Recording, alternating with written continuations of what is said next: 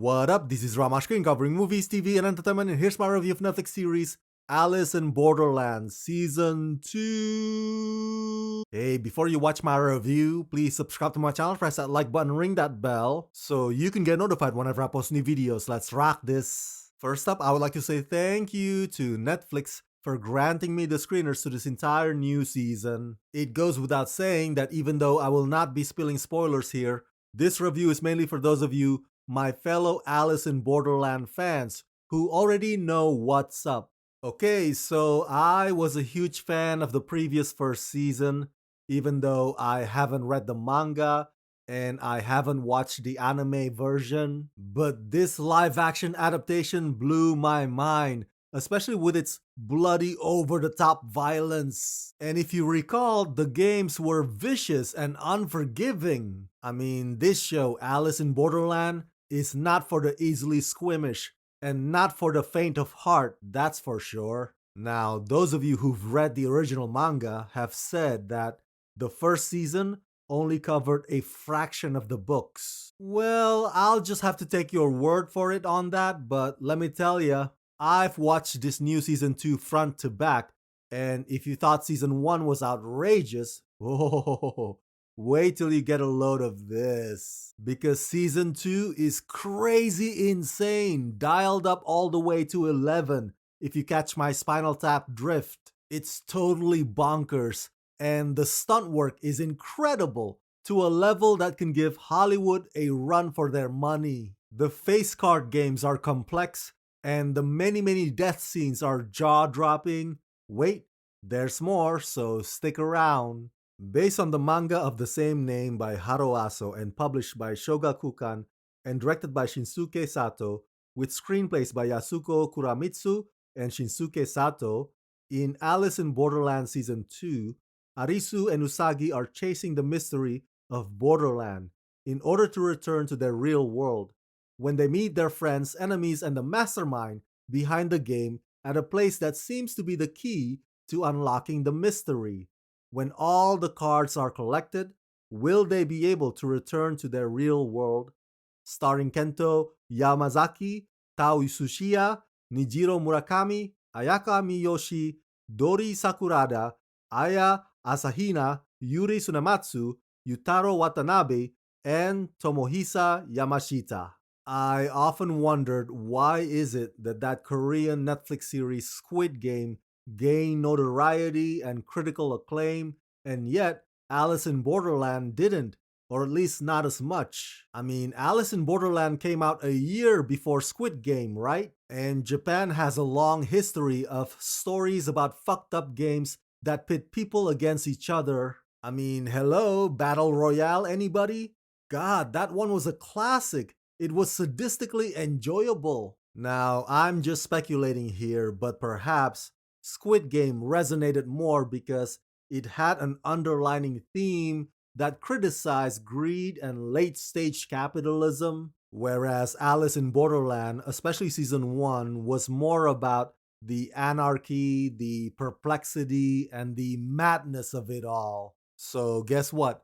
This Season 2, while yes, the writers press the gas pedal relentlessly on the violence, but at the same time, this time, they also give the story arc a lot more depth and profundity. So some of the latter episodes, when the mystery unravels, feel more like a psychological drama that messes with your head. If in Season 1 the characters were asking, why are we here and how did we get here? Well, in Season 2 they're asking, what is the purpose of these games? What is the meaning of all this? And most importantly, what is the truth that can send us home? There are a total of 8 episodes. Each runs over an hour long, but they don't drag out. Each episode is eventful and engaging, and each game invites you to rack your brains on it. I mean, a couple of them involves math, which is not my favorite subject, but I'm sure it is for some of you.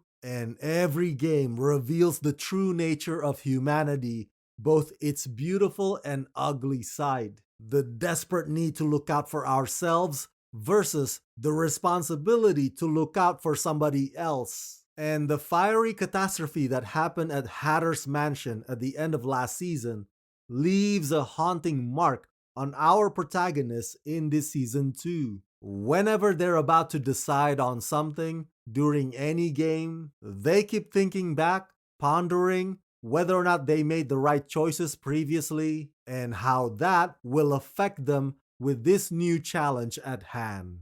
Now, for those of you who want to see Arisu and Usagi get together and hook up, well, let me put it this way. Ultimately, it's more of a tease than a reward. By that I mean clearly those two characters care for each other, but the writers of this show also do not want romance be the end goal. So what you get here is a bit of taste of what could be, if that makes any sense at all. The environment this time is a lot more physically grueling and barren. In season 1, the place simply looked like an abandoned city, whereas season 2 has gone full I Am Legend mode, with vegetations covering concretes. Now, I have two favorite characters in this new season 2. The first one you're already familiar with, the cunning silver hair Chisiya. You see, in season 2, they got separated, and we find Chisiya playing the games by himself against a new group of contenders. And man, I wish I could be as calm and cool under pressure as Chisiya is. And that is probably the biggest reason why I'm rooting for him. And my second favorite character in season 2 is actually a villain. I hope I don't get in trouble for telling you this, but it's the King of Spades. And boy, he is packing heat, armed to the teeth.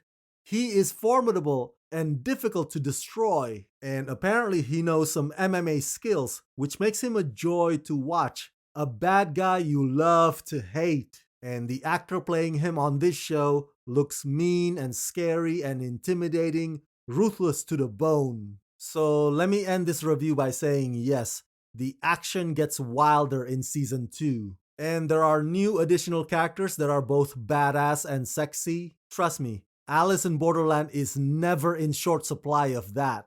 I mean, between the girl who walks around only in her bikini top, plus Rizuna Ann, plus Usagi, this show is not very subtle with their eye candies surrounding that lucky bastard Arisu. But at the same time, season 2 is also a lot more philosophical. It puts heavier emphasis on existential crisis, and because of that, season 2 has too many sentimental speeches. Some of them are designed to be like a pep talk, but they sound cheesy and overly manufactured. But man, the logistics in season 2 are incredible. I think one of the games is set at some kind of an oil rig or something like that, which goes to what I said earlier.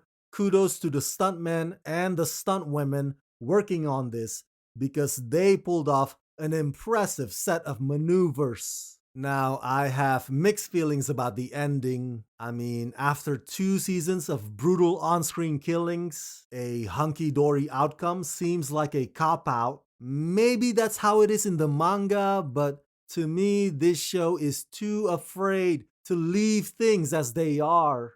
Overall, though, I am glad that there is a season 2. So buckle up, it's about to be a bumpy ride.